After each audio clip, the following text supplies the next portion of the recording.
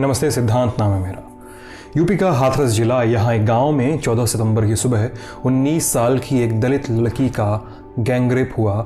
ज़िला अस्पताल में भर्ती कराया गया, फिर अलीगढ़ के अस्पताल ले जाया गया। लड़की वेंटिलेटर पे रही, फिर दिल्ली के सफदरजंग हॉस्पिटल में एडमिट कराया गया, लेकिन बचाने की सारी कोशिशें नाकाम रहीं। 29 सितंबर की सुबह उसकी मौत हो गई।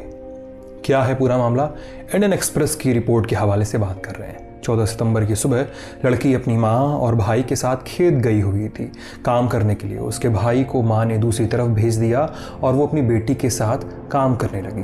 कुछ देर बाद माँ ने पीछे पलट कर देखा तो बेटी उन्हें नहीं दिखी। उन्होंने सोचा कि हो सकता है कि घर चली गई होगी, लेकिन फिर उन्हें लड़की की गुलाबी रंग की चप्पल दिखी। खोजा गया तो करीब 100 मीटर की दूरी पर खेतों में एक पेड़ के पास लड़की मिली, खून से लथपथ, बुरी तरह घायल। घर वाले उसे तुरंत ई रिक्शा में अस्पताल लेकर गए। सफदरजंग में भी इलाज हुआ, लेकिन घटना के 15 दिन बाद लड़की की मौत हो गई।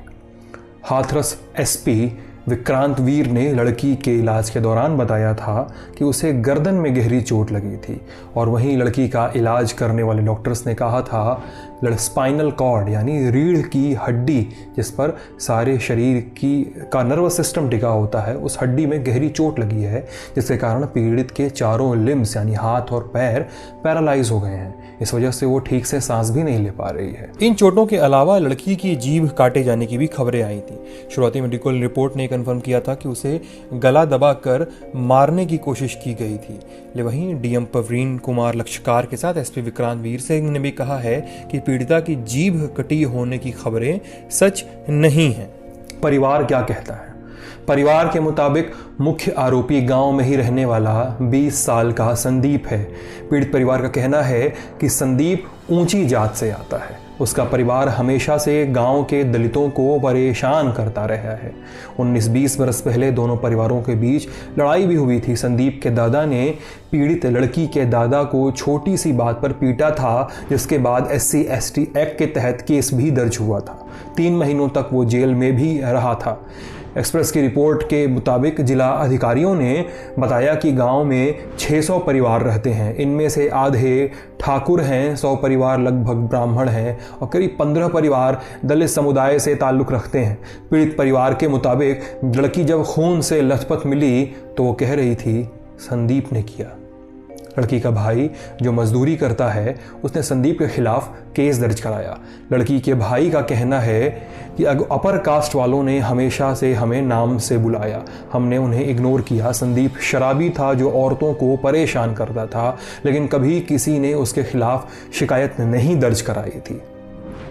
घटना के बाद कुछ देर के लिए जब लड़की को होश आया था, तब उसने पुलिस को बयान दिया था। बताया था कि 4 लड़कों ने उसका गैंगरेप किया। बयान दर्ज करने के बाद पुलिस ने संदीप, उसके अंकल रवि जिनकी उम्र 35 वर्ष के आसपास बताई जा रही है, एक दोस्त लवकुश को गिरफ्तार कर लिया। 26 सितंबर को चौथे आरोपी रामू की भी गिरफ्तारी कर ली गई। लड़की की मां का कहना है कि घटना के बाद लड़की ने उन्हें बताया कि संदीप और रवि ने उसे पहले ही धमकी दी थी। मां ने रोते हुए कहा कि उसने पुलिस को बताया कि वो इस डर से घर से बाहर निकलने से कतराती थी कि संदीप परेशान करता है। काश मैं ये बात जानती, अब बहुत देर हो गई है। उस दिन भी मैं 100 मीटर दूर ही थी उससे, मैं उसे बचा सकती थी। काश मुझे सुनने में दिक्कत नहीं होती, मैं उसकी आवाज़ सुन सकती थी। पुलिस का कहना है कि चारों आरोपियों के खिलाफ गैंगरेप और हत्या की कोशिश का केस दर्ज करके जांच हो रही है। जल्द से जल्द चार्जशीट फाइल कर दी जाएगी। एसपी विक्रांत वीर का कहना है कि पुलिस चाहती है कि मामले को फास्ट ट्रैक कोर्ट में ले जाया जाए, ताकि परिवार को जल्द से जल्द न्याय मिले, जल्द से जल्द एक्शन लिया जाए। और वहीं सोशल मीडिया पर यह मुद्दा हाथरस गैंगरेप के मामले के नाम से ट्रेंड कर रहा है। लोग लगातार आरोपियों को फांसी पर लटकाने की मांग कर रहे हैं। तो ये अब तक का अपडेट है। लालिमा लेकर आई थी, मैं सिद्धांत हूँ। नया कुछ होता है तो हम ज़रूर बताएंगे। आप बने रहिएगा। बहुत बहुत शुक्रिया।